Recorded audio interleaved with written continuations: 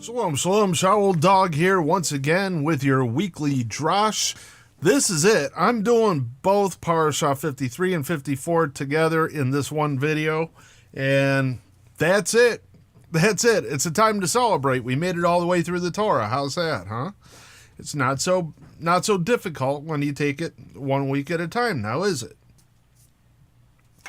Now, if you remember the last Parashah, Parashah 52, there was a song that Moshe was supposed to teach the people so that when they would stray, they'd remember the song. Well, it seems like people want to hear J-Lo and all those other artists and everything else, but they don't want to actually hear this song, okay? Because if they heard the song, if they were raised with the song, if they were convicted by the words of the song, then it would mean, well, maybe Yah's watching them. You know what I mean?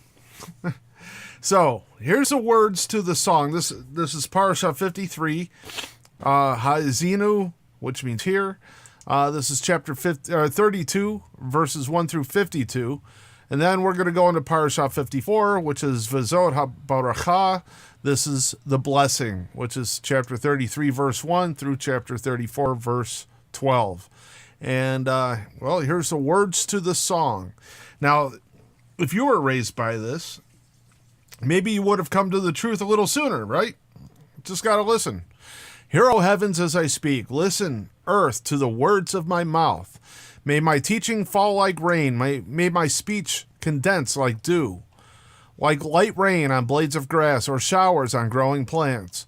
For I will proclaim the name of Yahweh. Come, declare the greatness of our God.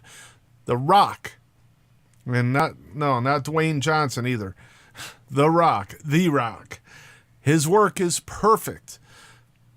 For all his ways are just, a trustworthy God who does no wrong. He is righteous and straight. He is not corrupt. The defect is in his children. Okay? It's in us. Defect is in us. A crooked and perverted generation. Look around. You foolish people, so lacking in wisdom, this is how you repay Yahweh? This is your father, or he is your father who made you his. If it was he who formed you and prepared you. Remember how the old days were. Think of the years through all the ages. Ask your father. He will tell you. Your leaders too, they will inform you. When Elyon gave each nation its heritage. When he divided the human race, he assigned the boundaries of peoples according to Yisrael's population, but Yahweh's share was his own people. Yahav, his allotted heritage. He found his people in desert country, in a howling, wasted wilderness. He protected him and cared for him, guarded him like the pupil of his eye, like an eagle that stirs up her nest, hovers over her young, spreads out her wings, takes them, and carries them off as she flies. Yahweh alone led his people. No alien god was with him. He made them ride into the heights of the earth. They ate the produce of the fields. He had them suck honey from the rocks and olive oil from the crags. Curds from the cow's milk and milk from the sheep. With lamb fat, rams from Bashan and goats, with the finest wheat flour. And you drank sparkling wine from the blood of grapes. But Yeshurun grew fat and kicked. You grew fat, thick, and gross. He abandoned Yahweh his maker. He scorned the rock, his salvation.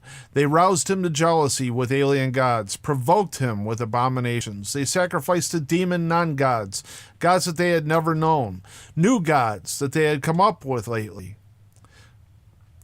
which your ancestors had not feared. You ignored the rock who fathered you. You forgot Yahweh who gave you birth. Yahweh saw and was filled with scorn at his sons' and daughters' provocation.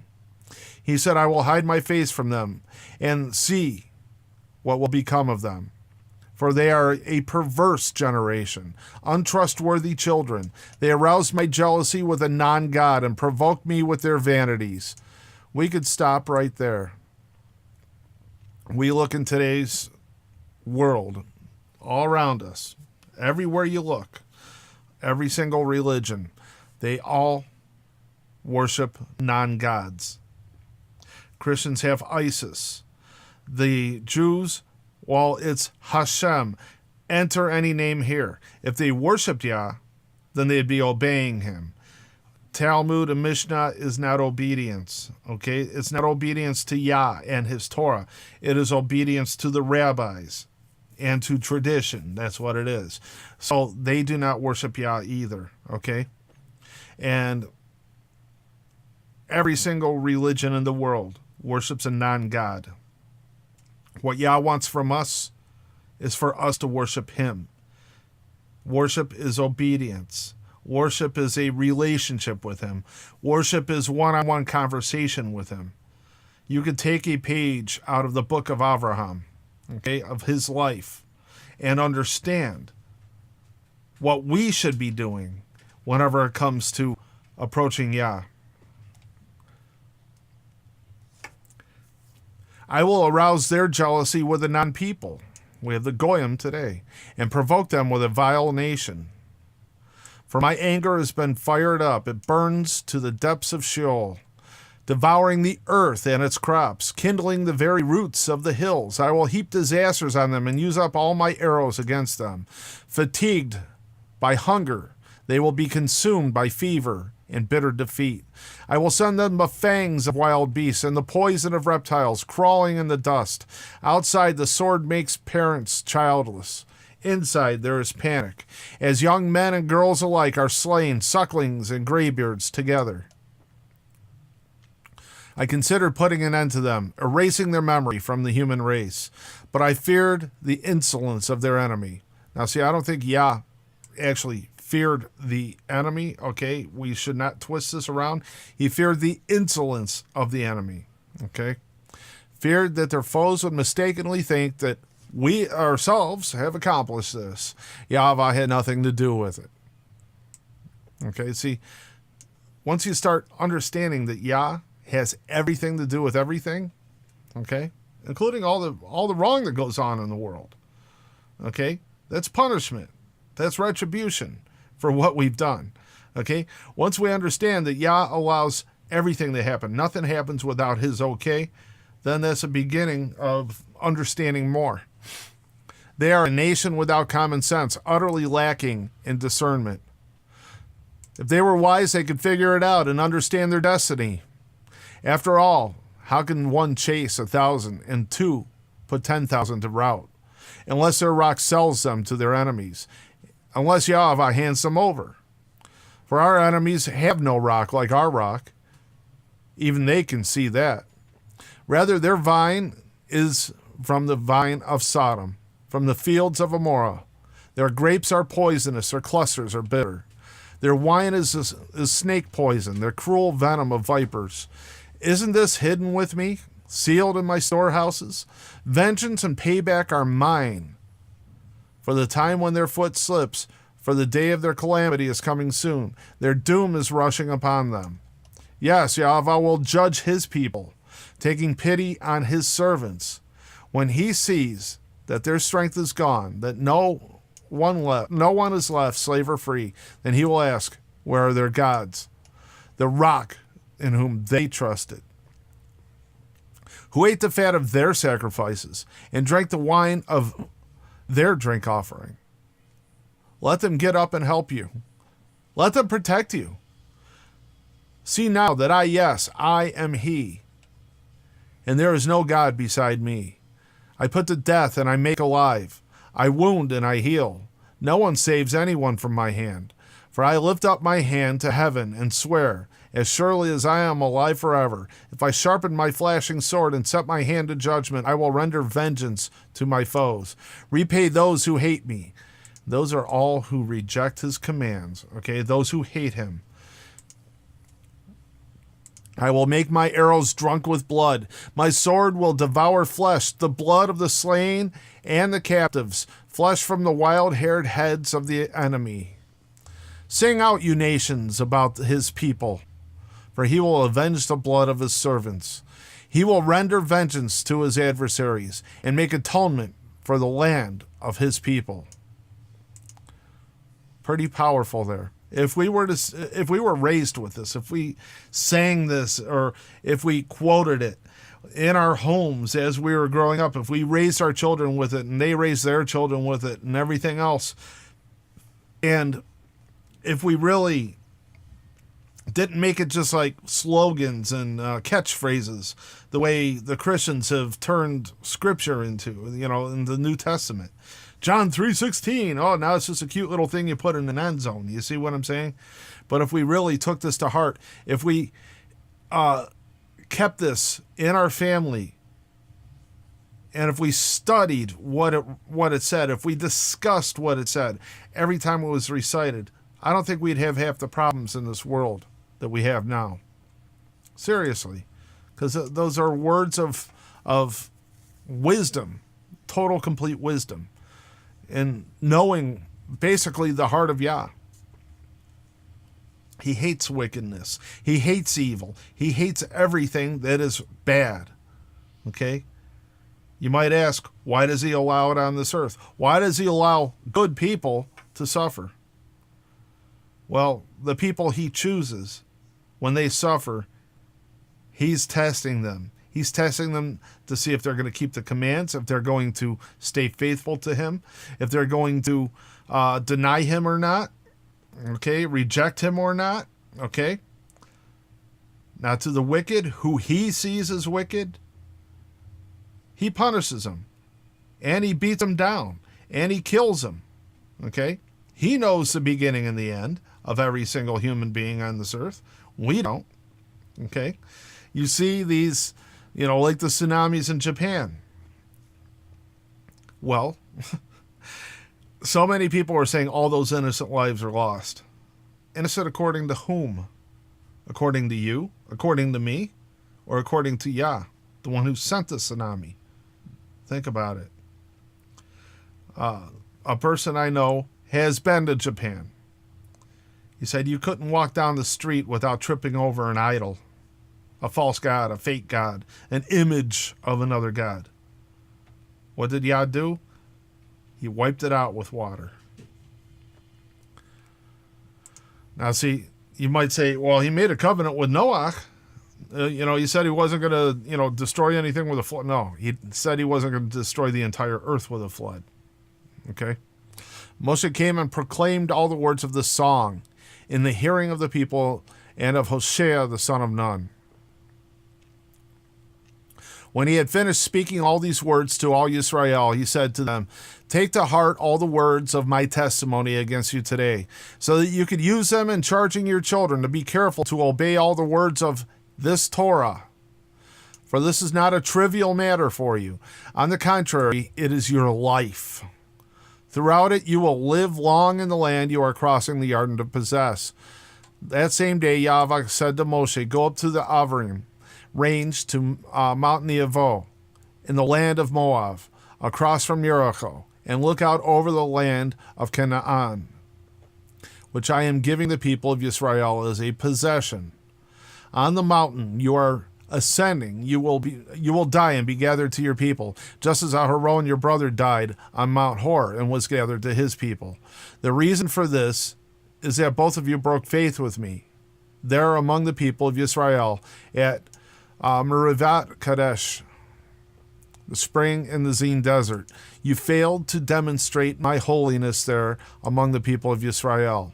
So you will see the land from a distance, but you will not enter the land I'm giving to the people of Israel. Okay, one thing that stands out here. You failed to demonstrate my holiness there among the people of Israel. That was just once, okay? In our lives, do we demonstrate Yah's holiness? Think about it. The only way to know what his holiness is to understand his Torah and to obey all that is written for you and I to obey. Notice how I said you and I. There's different things that you should obey. There's different things that I should obey. Okay? Every walk of life, there is a set of rules for every walk of life. Every individual, there's a set of rules. I can't follow rules that are made for women. Women can't follow rules that are made for men. Okay, I'm not a farmer. I'm not a banker, but there are rules for farmers and bankers. You see what I'm saying? So if you are a farmer or a banker, your rules are a little bit different than mine. So they are the rules that are written for you to follow and for me to follow. You know, I have to follow the ones that are written for me to follow, you see. Now we move on to Parashah 54.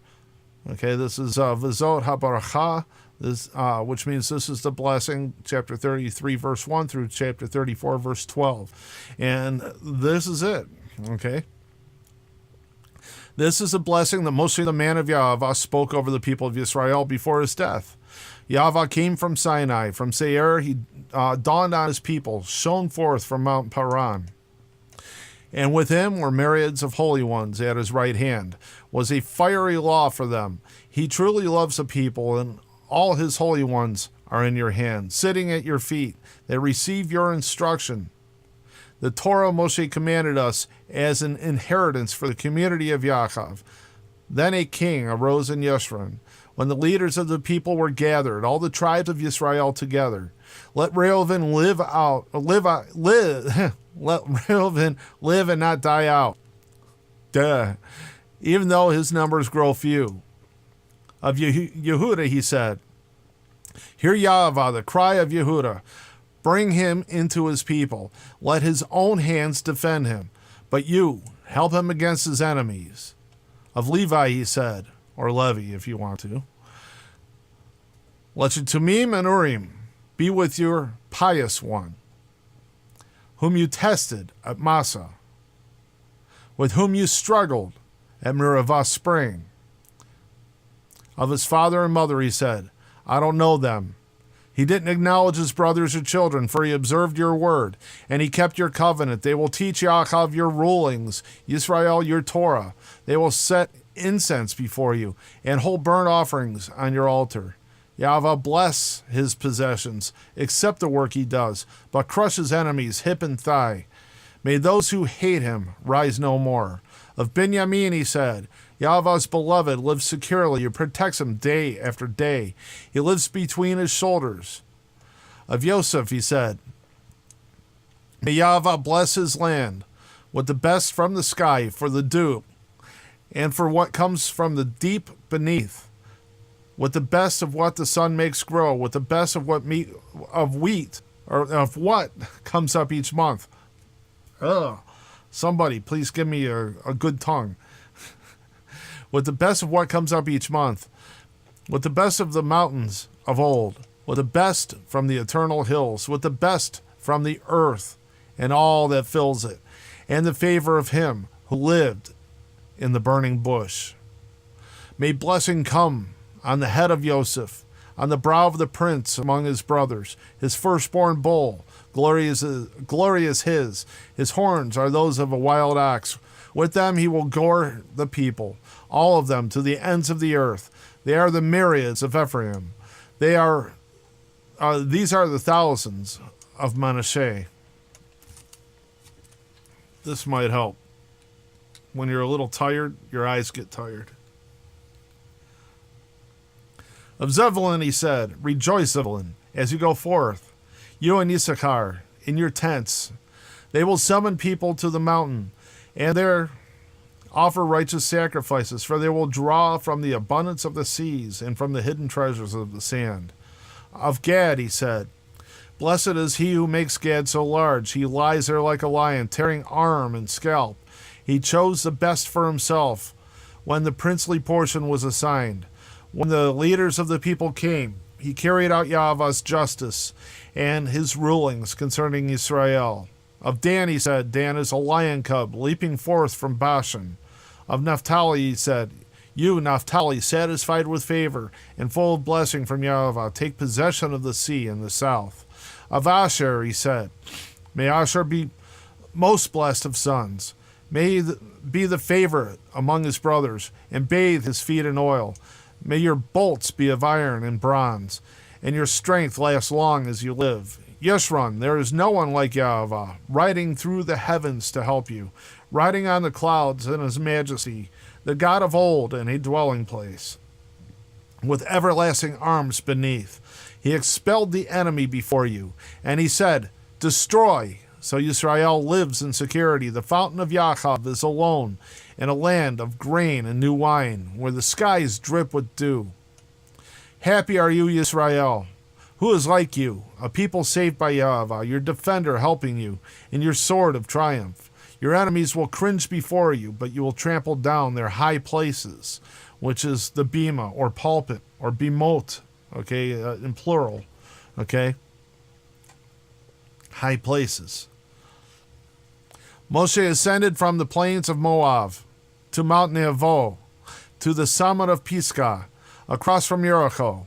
There Yahweh showed him all the land, Gilead as far as Dan, and all Naphtali, the land of Ephraim and Manasseh, and the land of Yehudah, all the way to the sea beyond, the Negev and the plain, including the valley where Jericho, the city of date palms, is, as far away as Zoar. Yahweh said to him, this is a land concerning which I swore to Abraham, Yitzhak, and Yaakov. I will give it to your descendants. I have let you see it with your eyes, but you will not cross over there. So Moshe, the servant of Yahweh, died there, in the land of Moab, as Yahweh had said. He was buried in the valley across from Beit Peor, in the land of Moab. But to this day no one knows where his grave is. Moshe was 120 years old when he died, with eyes undimmed and vigor undiminished. Glasses don't help a tongue that isn't going to work for you. Eyes undimmed and vigor undiminished. The people of Israel mourned Moshe on the plains of Moab for 30 days. After this, the days of crying and mourning for Moshe ended. Yehoshua, the son of Nun, was full of the spirit of wisdom, for Moshe had laid his hands on him, and the people of Israel heeded him and did what Yahweh had ordered Moshe. Since that time there has not arisen in Israel a prophet like Moshe, whom Yahweh knew face to face. What signs and wonders Yahweh sent him to perform in the land of Egypt upon Pharaoh, all his servants, and all his land. What might was in his hand. What great terror he evoked before the eyes of all Yisrael. And that is it for the Torah. I know early on in this I was talking about, okay, next year I might do this different, this, da. Well, my hard drive, I have 10.43 gigabits free, or gigabytes free, which means after this video, I'm actually going to have to delete some things before I could even save this video. So I am not going to continue doing Parashot. I have to get in and clean out all the files out of my computer that I'm not going to use, that I'm not going to need. Everything that I've uploaded to YouTube, I'm going to delete, because I know I could download it again from YouTube anytime I desire. Okay? But basically, I'm not going to go through the whole cycle next year. I would rather, after I delete all that stuff and make all kinds of room on my hard drive, I would rather do some more in-depth video projects. Okay? If you've seen Babylon Rising, great. I want to do stuff along the lines of that, only better. Okay? That was my first attempt at a movie. I think it turned out okay, but every time I watch it, it's like, yeah, I don't like this, I don't like that. At the time, when I recorded the audio for that, this computer, here, let me show you. Okay, if you hear that, that's the main fan on the computer. I installed a switch on there to shut that fan off whenever I record, but that switch was not in place when I recorded Babylon Rising, which means I had that whirring sound in the back, which means I had to do a lot of noise cancellation in post-production, which means the audio came out at a lower quality, which means I had to add reverb to it in order to brighten it up and make it sound a little better. So, just things like that that was then, this is now. I want to create some better stuff, okay? And so just keep tuned to this channel, and I'm going to do a lot of truth-based, faith-based videos that hopefully can give you a direction to go if you're looking for a direction, or to help keep you on the path that Yah has already put you on. You see what I'm saying? So, well, that's it for the weekly Parashah. And like I said, I'm going to delete all these off my hard drive after this one is uploaded, and that's it. No more after that. You know, I just thought about it. It's like, why rehash things? We already went through it once. I'm pretty much going to say the same things this time around, you know, as I did last time around, because my ministry has not changed. It's about, you know, my ministry is focused on what we need to do in order to perfect ourselves through the Torah.